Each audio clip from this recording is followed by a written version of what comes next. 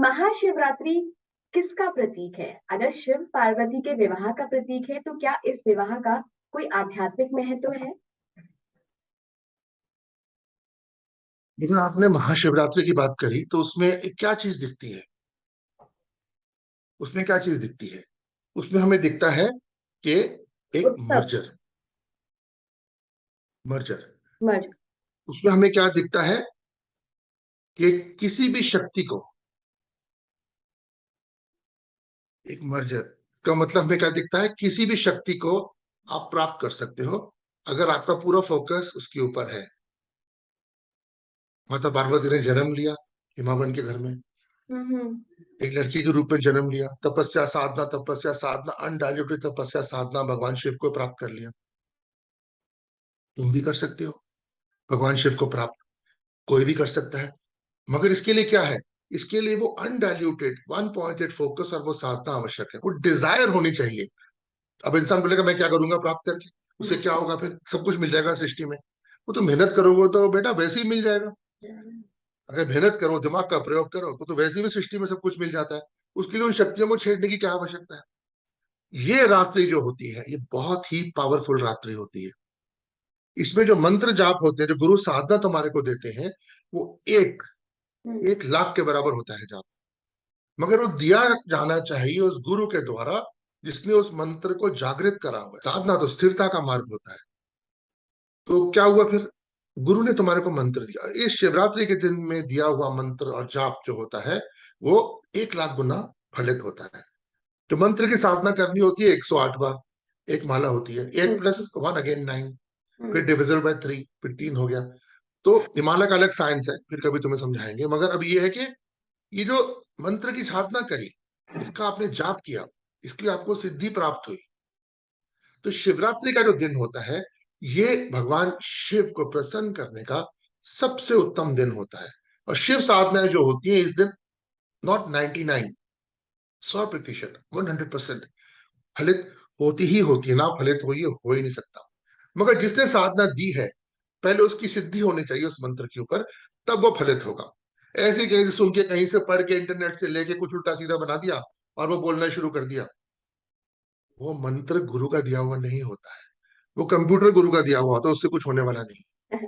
आपने गुरुजी साधनाओं की बात की कि आत्म जागरण, आत्म ज्ञान के लिए और खुद को जानने के लिए भी साधनाएं की जाती हैं। क्योंकि अक्सर हम देखते हैं कि लोग भौतिक चीजों की प्राप्ति के लिए साधना करना चाहते हैं कि जी हमें ये चाहिए तो हम कोई साधना कर लें, या कोई दुख दूर हो जाए या कोई बीमारी दूर हो जाए।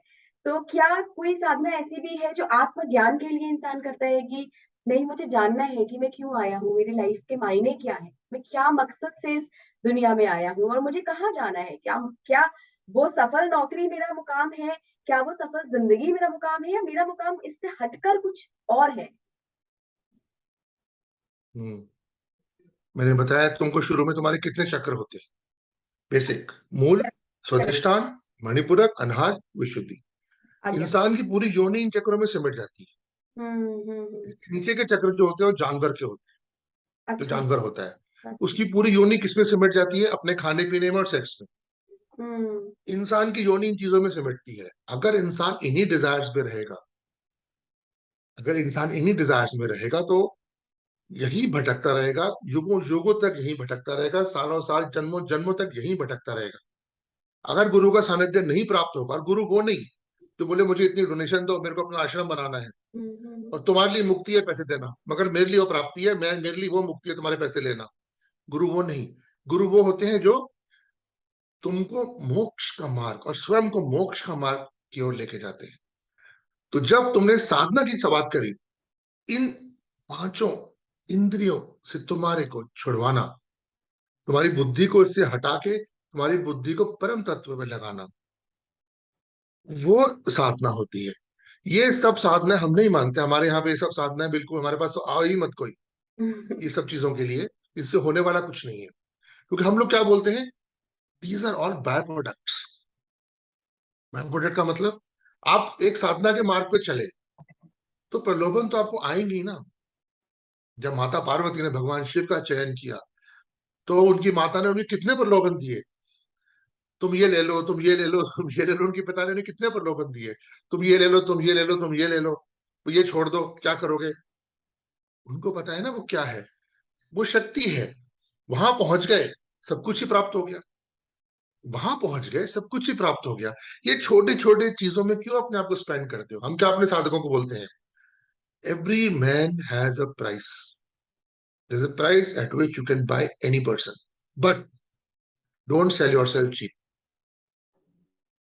अपने आप को सस्ता मत बेचो। अपने आप को उत्तम से उत्तम स्थिति पे, योनि पे लेके जाओ। वो टारगेट रखो। सारे शास्त्र भरे पड़े हैं। जो तपस्वी बैठते थे, उनको सारे देवी देवता कुछ ना कुछ देने पहुंच जाते थे। तुम्हारे को ये ले लो, ये ले लो, ये ले लो, ये छोड़ दो साधना, ये ले लो, ये छोड़ दो साधना। और जो मूर्ख होते थे वो कुछ मांग लिया करते थे, अच्छा मुझे ये दे दो, मैंने साधना छोड़ देता हूँ। क्यों? अपनी ध्यान वहां रखो। तो न्यूनतम साधनाओं में तुम्हारे को इतना प्रलोभन मिल रहा है, सोचो वहां पहुंच के तुम्हारे क्या मिलने वाला है।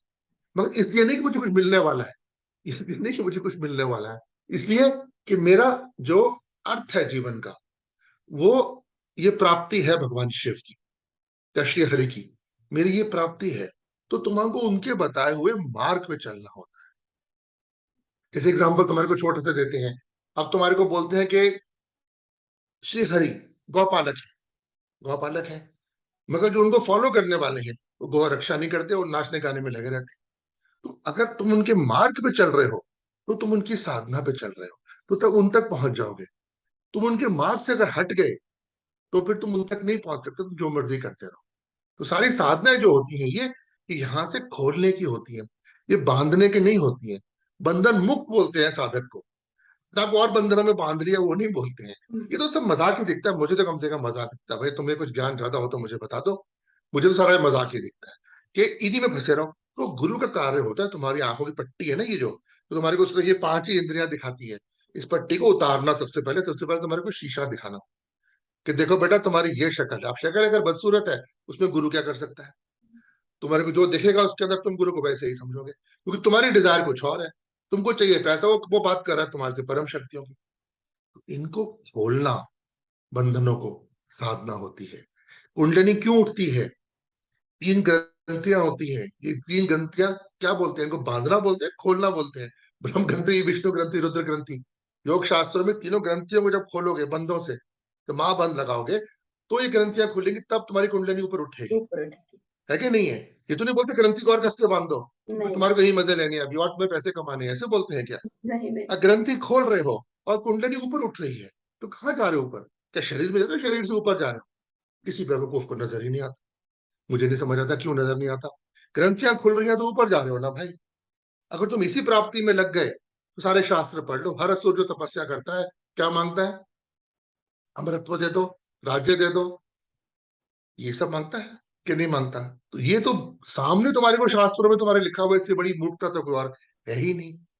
इससे बड़ी मूर्खता तो और कोई है ही नहीं, जब तुम इन चीजों के लिए साधना करते हो, ध्यान करते हो, योग करते हो। हमेशा याद रखो, तीनों ग्रंथियां, ब्रह्म ग्रंथि, विष्णु ग्रंथि, रुद्र ग्रंथि, बोलना, opening the knots, not time the knots. That is evolution.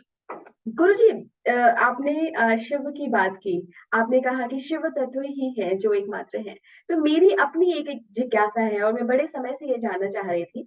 Gita पे मैंने कहीं एक जगह किसी का डिस्क्रिप्शन पढ़ा था, उसकी व्याख्या पढ़ी थी कि भगवान कृष्ण ने कहा है कि आप जिस भी देवता के प्रति आप जिस भी देवता को मानते हो, मैं उनके प्रति आपकी आस्था को और प्रबल कर देता हूँ और बढ़ा देता हूँ। और एक जगह ये भी लिखा हुआ है कि सभी जीवों को अंत में आना तो मेरे पास ही है, तो कृष्ण के पास जाना है या शिव के पास जाना है, ये थोड़ा सा एक कंफ्यूजन है। और ये मुझे लगता है सब आम तुम्हारा जनता का सबका तुम्हारा कंफ्यूजन। मैं तुम्हारा कंफ्यूजन दूर कर देता हूँ 2 मिनट के अंदर, कोई बात नहीं। सारी दुनिया ही कंफ्यूज है इन चीजों के बारे में। मगर इसमें पॉइंट ये है कि जिनको तुम भगवान विष्णु की बात करते हो, जिनका वो जाप कर रहे हैं, वो किसका जाप कर रहे हैं? भगवान ये विष्णु। पढ़ा कहीं पर? नहीं। भगवान विष्णु जो महाविष्णु है अपने शैया पे, वो किसका आंख बंद करके जाप कर रहे होते? एक दिन माता लक्ष्मी ने उनसे पूछा हम्म। कि आप ये सारा वक्त मुस्कुरा रहे रहते हैं, अब ये मुस्कुरा मुस्कुरा के आप कुछ मुंह में कर रहे हैं, कुछ अपने अंदर कर रहे हैं, आप मेरे को क्यों नहीं देख रहे? आप ये किसको याद कर रहे हैं? एक जेलसी हो गई। तो उन्होंने बोला कि मैंने शिव को याद कर रहा हूँ। यस, शे ये यही सुना है। चीज माता पार्वती ने, यही चीज माता पार्वती ने एक दिन भगवान शिव से पूछी क्या आप बैठे बैठे ये सालों साल बैठे रहते हैं, आंखें बंद करके मुस्कुराते रहते हैं? आपको ऐसी क्या खुशी मिल रही है? सर किसका जाप कर रहे हैं? मैं श्री हरि का जाप कर रहा हूँ। क्या समझे? दोनों एक दूसरे का देखो, चाप। क्यों? समझो, सृष्टि शुरू हुई माता आदि शक्ति से। पहले सृष्टि में कुछ नहीं था। ये सारा का सारा चिदाकाश जो मैंने तुम्हारे को बताया, चिदाकाश था। ठीक है। एक उच्चारण हुआ जिसको अंग्रेजों ने बोला बिग बैंग, ओम। ओम। ठीक है। एक ध्वनि निकली, एक ध्वनि निकली, एक फ्रीक्वेंसी निकली, उससे सारी फ्रीक्वेंसी बननी शुरू हुई। श्री हरि और भगवान शिव, जो उनका स्वरूप है, जिसको रूप को हम लोग जो अपने हम जब ध्यान करते हैं, घोर ध्यान करते हैं, जो स्वरूप हम देखते हैं, मैं डिस्क्राइब नहीं करता हूँ क्या स्वरूप है, तो जैसा स्वरूप दिखाते हैं वो स्वरूप नहीं होता। जो उनका सत्य स्वरूप है, वो उनका स्वरूप निकला। साथ साथ माताओं का, तीनों माताओं का स्वरूप निकला, एक दूसरे से लिंक। एक का कार्य सृष्टि की उत्पत्ति, एक का कार्य है सृष्टि की ट्रांसफॉर्मेशन, जिसको तुम लोग संघार बोलते हो। एक का कार्य है उसको मेंटेन करना। तो तीन हो गए ना। कौन हो गए? ये वो शक्तियां हो गई जो माता आदि शक्ति के स्वरूप है। अब इन स्वरूपों की आप किसी की भी आराधना कर लो, आप जाओगे एक ही जगह। सबसे बड़ा महामंत्र किसको बोलते हैं?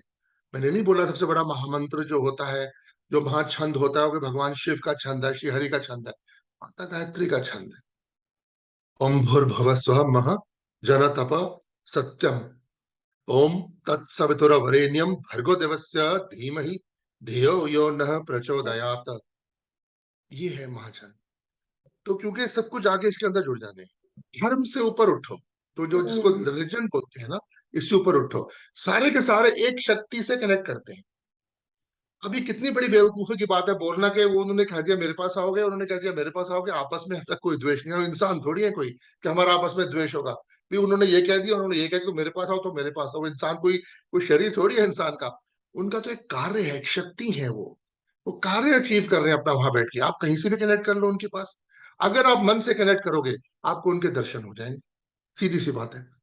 तो ये जो साइंस है, इट्स साइंस, साइंस को समझना पड़ता है। ये ध्वनि की साइंस है। ये निकोला टेस्ला ने क्या बोला था कि whole creation is energy and vibration. और हम्म। नंबर दिया था 369, 369। ट्रिनिटी का नंबर आ गया, divisible by 3।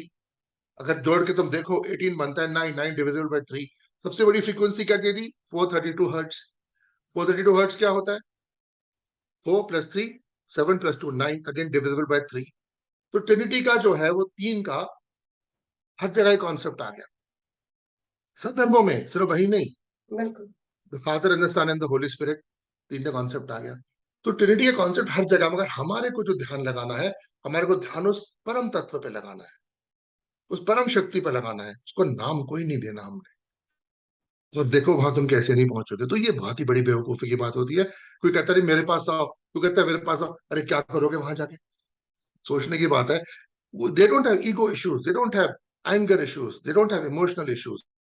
They are divine beings. What are we talking about? बहुत बहुत धन्यवाद गुरुजी इस चर्चा का भाग बनने के लिए। वाकई जो आपने शिव तत्व और शिव और ब्रह्मांड की बातें करी हैं और जितनी चीजों पर आपने ये ज्ञान जो दिया है, वह हमारे दर्शकों को सच में वो एनलाइटमेंट देगा। क्योंकि कई सारे मिथ समाज में फैले होते हैं और अक्सर हम अध्यात्म को धर्म के चश्मे से ज्यादा देखते हैं, तो कभी हम उस शिव तत्व का असली महत्व, असली परिभाषा जान ही नहीं पाते। लेकिन आज आपने जो बातें सामने रखी और खास करके जो आपने पृथ्वी के कोर और जिस तरीके से आपने शिव के अर्थों को, शिव के स्वरूपों को बताया, वो वाकई बहुत ही बढ़िया था। तो फिर से आपका धन्यवाद करना चाहूंगी। शिव को अगर समझना है ना, तो शिव के आचरण को समझो। रक्षा, सृष्टि की रक्षा, जो कमजोर है उसकी रक्षा। शिव के आचरण को समझो, शिव को अपने आप समझ जाओगे। ठीक है। हर हर